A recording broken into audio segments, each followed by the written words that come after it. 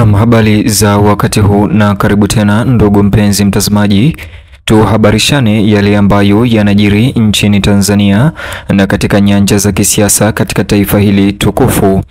Mtazamaji, habari njema sasa hivi zimeweza kusambazwa nchini Tanzania na Rais Samia Suluhu Hassan kutoka bungeni, huku akituma habari njema kwa vijana wote waliokamatwa wakati wa maandamano ya baada ya uchaguzi na wakati wa uchaguzi. Vijana wote waliofunguliwa mashtaka ya uhaini mahakamani awali sasa wamepokea habari njema baada ya Samia Suluhu Hassan kutuma amri ama masharti haya kwa mahakama ya kisheria jioni hii. Bonyeza alama ya like kisha bonyeza neno subscribe na alama ya kengele chini ya video hii kabla nipotarifu ripoti hizi kwa kina na kwa upana zaidi.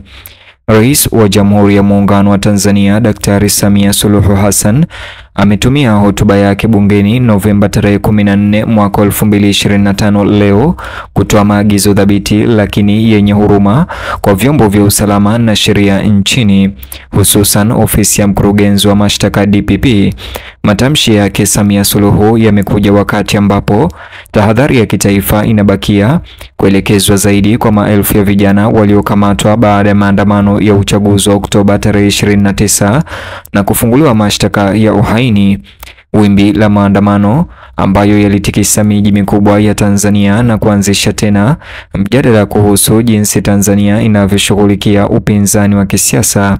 Katika kikao cha bunge kilichofunguliwa mashtaka, Rais Samia Suluhu alisisitiza kuwa utawala wake hautaruhusu haki itendeke bila ubinadamu, hasa pale ambapo vijana wanahusika.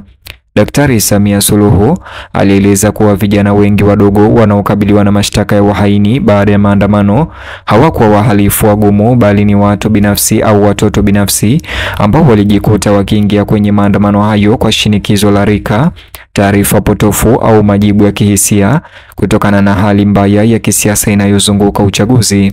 Alisema uzoefu wake kama mama mzazi ulimfanya asiweze kupuuza masaibu ya familia ambazo watoto wao sasa walinaswa katika vita vya kisheria ambavyo hawakuelewa.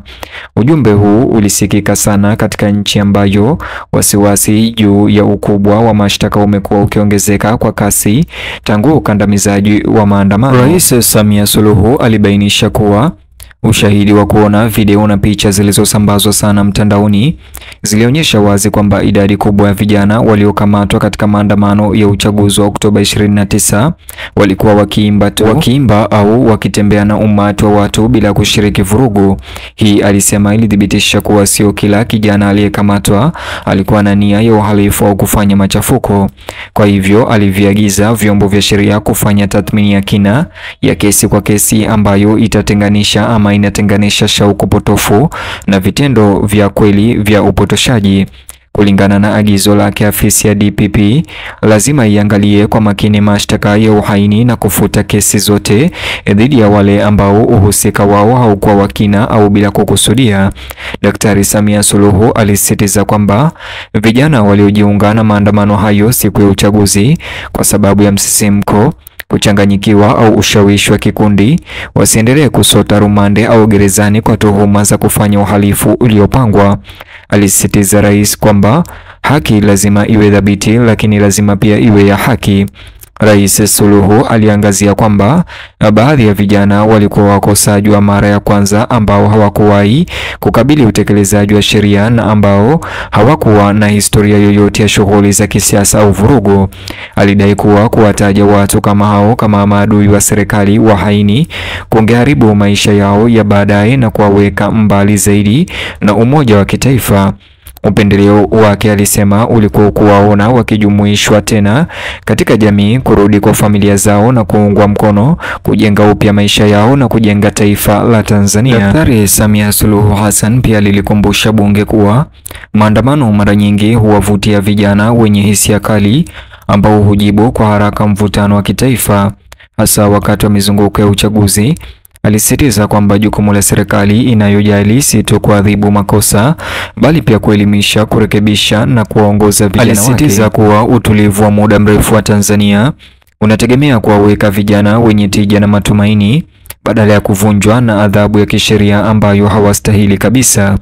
Alifafanua hata hivyo kwamba msimamo wake wa huruma hauwalinda wale waliopanga machafuko kimakusudi, kufadhili ghasia au kuratibu mashambulizi dhidi ya mali ya umma. Kwa watu kama hao, Rais Suluhu alisema sheria itaendelea kuchukua mkondo wake wa asili. Tofauti kati ya wafuasi potofu na waanzilishi, aliongeza, lazima iwe msingi wa maamuzi ya mahakama yanayofuata. Waangalizi wa masuala ya kisiasa kote Afrika Mashariki waliona hotuba hii ya Suluhu kama wakati muhimu katika kurejesha utulivu wa Tanzania baada ya maandamano. Sauti ya rais ilipendekeza hamu ya uponyaji wa kitaifa badala ya kuongezeka.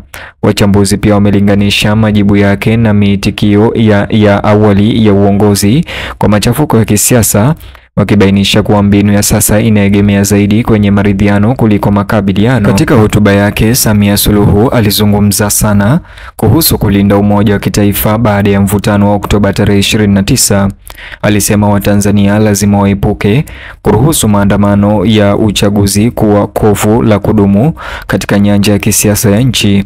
Badala yake aliwataka wananchi na viongozi kutumia uzoefu huo kuwa somo la mawasiliano, kujizuia na umuhimu wa elimu ya uraia kwa vijana. Kama sehemu ya ujumbe wake mpana wa uponyaji, Rais Suluhu alikubali majeraha ya kihisia yaliyoachwa kati ya familia ambazo watoto wao walikuwa wamezuiliwa. Alihakikishia taifa kuwa serikali yake itawezesha mchakato unaofaa haraka ili kuepusha muda mrefu wa kutokuwa na uhakika. Pia aliwahimiza wazazi kuzungumza waziwazi na watoto wao kuhusu hatari ya kupotoshwa wakati wa mashtaka ya kisiasa.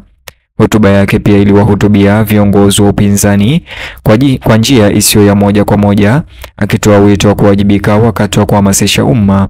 Bila kutaja watu binafsi, aliwakumbusha wanasiasa kwamba jumbe zao zina ushawishi mkubwa, hasa kwa wafuasi wachanga ambao wanaweza kutafsiri miito ya kisiasa kwa hisia badala ya kimantiki. Zaidi ya hayo, Suluhu alisisitiza kuimarisha mifumo ya mazungumzo wakati wa mvutano wa kitaifa. Kwa mujibu wa Samia Suluhu, serikali, vyama vya siasa, asasi za kiraia na makundi ya vijana lazima waanzishe njia za mawasiliano zenye uwezo wa kutuliza hali kabla hazijaingia kwenye maandamano ya nchi nzima kama yale yaliyoshuhudiwa hivi karibuni. Hii, alisema, itapunguza makabiliano kati ya raia na vikosi vya usalama.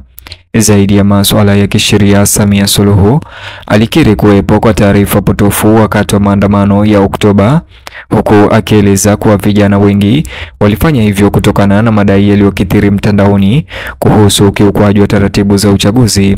Alitoa wito wa kuboreshwa kwa programu za kusoma na kuandika dijitali ambazo huwapa vijana kutathmini habari kwa umakini badala ya kujibu kwa msukumo.